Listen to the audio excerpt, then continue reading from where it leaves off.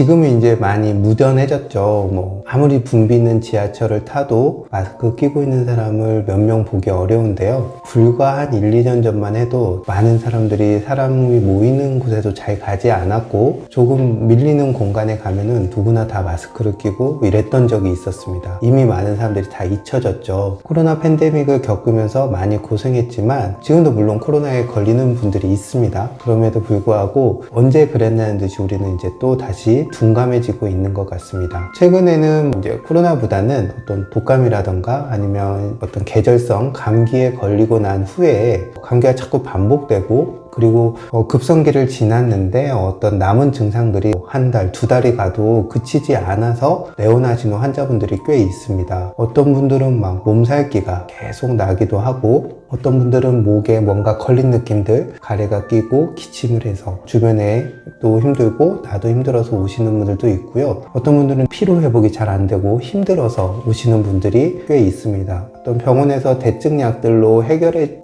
되지 않기 때문에 한의원을 찾는 경우인데요. 어떤 증상이 생겼을 때 그것을 없애는 것은 대증약이 빠르고 효과적인데 내 몸이 좋은 흐름들 그리고 어떤 증상이 생기고 있는 병증이 생긴 그 부분의 환경을 개선하는 것은 또 서양의학의 어떤 대증약들이 한계성을 가지고 있는 부분이기 때문에 또 이런 흐름들이라든가 몸 안의 환경을 개선하는 데 효과적인 한의학을 찾는 분들이 있는 것 같습니다.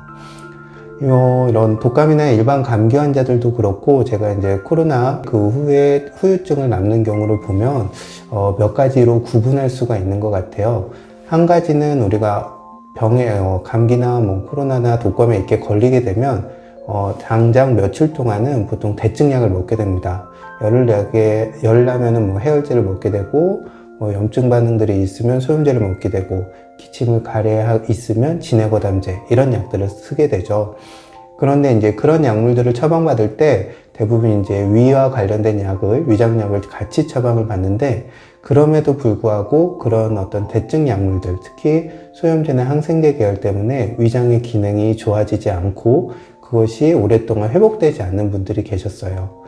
두 번째는 어쨌든 감기를 앓고 코로나를 앓고 이런 후에는 우리가 그 병과 싸우는 과정에서 많은 에너지를 소모하게 되거든요. 그래서 그 에너지를 소모하다 보니까 내가 평소에 좋지 않았던 부분 그리고 평소에 쉽게 아팠던 부분들이 다시 재발하거나 과거에 안 좋았던 증상들이 다시 생겨서 오시는 분들이 있었습니다. 그리고 세 번째 케이스는 다 낫고 났는데 뭔가 이렇게 의욕도 안 생기고 입맛도 없고 피로가 가시지 않고 무기력하고 때로는 왜 브레인포그라고 하죠. 머리가 멍해가지고 아무 생각도 나지 않는 그런 증상들로 오신 분들이 있었습니다. 이런 경우는 이제 각자 케이스에 맞게 치료를 해드리면 잘 회복이 되고 1차적으로는 이제 생활에서 가능한 조금 쉬면서 잠을 조금 더 잔달지 아니면 음식을 좀 적게 먹지만 고루 잘 챙겨 먹는달지 이런 방식을 취하면 잘 회복이 됩니다. 그런데 코로나나 이런 독감과 같은 이런 질병은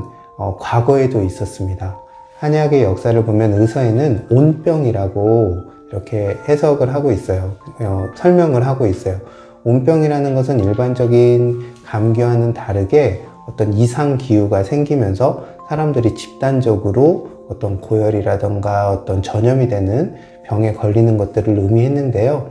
옛날 사람들은 그런데 이제 온병의 치료에 있어서 한의학에서는 주의할 게 뭐라고 하냐면 너무 독한 약들을 쓰지 말라고 경고를 하고 있습니다. 그러니까 온병이, 전염병이 돈다는 것은 어떤 우리를 둘러싼 환경, 특히 기후가 이상해졌기 때문에 생기고 이런 이상한 환경에 처했을 때 병에 걸리는 사람들은 대체로 면역 기능이 약해진 사람, 한약에서는 이제 정기가 약하다고 하는데요. 약한 사람이 병에 걸리기 때문에 이런 약한 사람들에게 준열한 약이라고 표현을 하는데 너무 독하고 강한 약을 쓰게 되면은 병을 낫게 하려고 약을 썼지만 사람을 잡게 되는 경우가 생기고 사람 자체의 어떤 병을 이겨낼 수 있는 힘 자체가 떨어지기 때문에 오히려 병을 이겨내는데도 도움이 되지 않는다고 봤어요. 그래서 이런 경우에는 너무 강하지 않은 몸을 회복시키면서 병을 낫게 할 수 있는 그런 방식으로 치료를 하라고 했습니다. 이런 어떤 외부 환경과 우리 내부의 면역력과 관련해서 우리가 병을 이겨내고 회복하는 힘과 관련해서 한약에서는 한 가지 일화가 있는데요.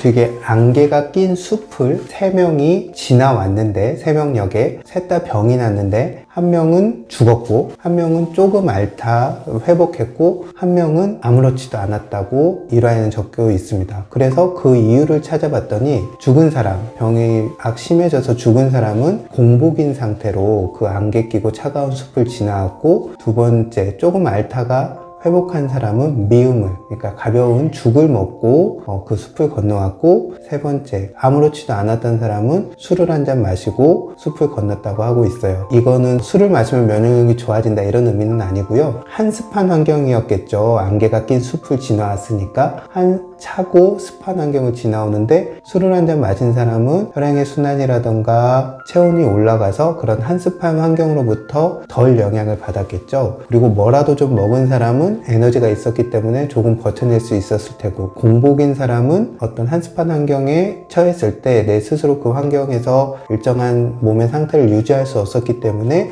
병이 나서 죽었다고 표현을 하고 있습니다. 이건 물론 이제 어떤 일화의 형식을 빌어서 사람들이 어떻게 건강을 관리하는지에 대해서 설명한 거라고 보는데요. 실제로도 아까 술을 마시는 게 면역력이 좋아지는 건 아니라고 했지만, 이전에 서양에서도 로마의 병사들에게 유행병이 들거나 했을 때 와인을 지급했다, 이런 일화들이 있거든요. 그런 걸 보면은 우리가 체온이라든가 혈액순환을 잘 되게 하는 거, 그런 것이 어떤 좋은 면역력을 유지하는데 효과적인 방법이었다는 것을 알 수가 있습니다. 그래서 한약에서는 이처럼 외부의 나쁜 환경에 처하더라도 내가 그 병을 이겨낼 수 있는 힘이 있다면 병에 걸리지 않는다고 봤고요. 그래서 이런 병을 치료하는 데 있어서도 나쁜 것, 그러니까 병이 원인이 되는 것을 제거하고 동시에 내 안에 있는 병을 이길 수 있는 힘을 키우는 것을 굉장히 중요하게 생각했습니다. 이것을 이제 한의학적 용어로는 부정거사라고 표현을 해요.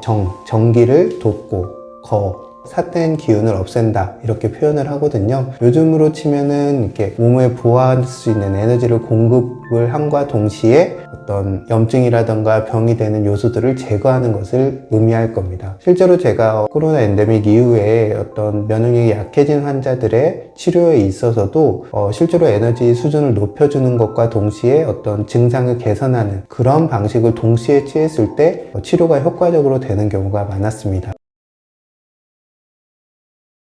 우리가 이렇게 내 안에 어떤 병을 이겨낼 수 있는 힘을 키운다고 했을 때, 일상생활에서 중요한 건 음식과 충분한 수면, 이런 것일 것입니다. 이렇게 환절기도 되고 병을 앓고 난 후에 내 좋은 흐름들을, 좋은 에너지를 회복해야겠다고 마음 먹으신 분들에게 한 가지 권할 수 있는 음식이 있는데요. 그것이 바로 삼계밥입니다. 탕은 많이 들어봤는데 삼계밥은 좀 어색하시죠? 삼계탕의 어떤 건식 밥 버전이라고 생각하시면 좋을 것 같습니다. 일종의 한솥밥이고요. 인삼과 닭고기, 그뿐만 아니라 다양한 좀 일종의 은행과 같은 그런 견과류들도 같이 넣어가지고 한솥밥을 잘 지어서 먹으면 맛도 좋고, 그리고 삼과 닭고기에서 얻을 수 있는 충분한 에너지, 기운도 얻고 소화도 잘 될 수 있어서 어떤 병 이후에 회복되시는 분들에게 이런 삼계밥을 한번 권하고 싶습니다. 만약에 어르신들이라든가 어린아이처럼 소화 능력이 너무 떨어진 분들 같은 경우는 이 삼계밥을 삼계죽의 형태로 응용을 하셔도 좋을 거라고 생각합니다.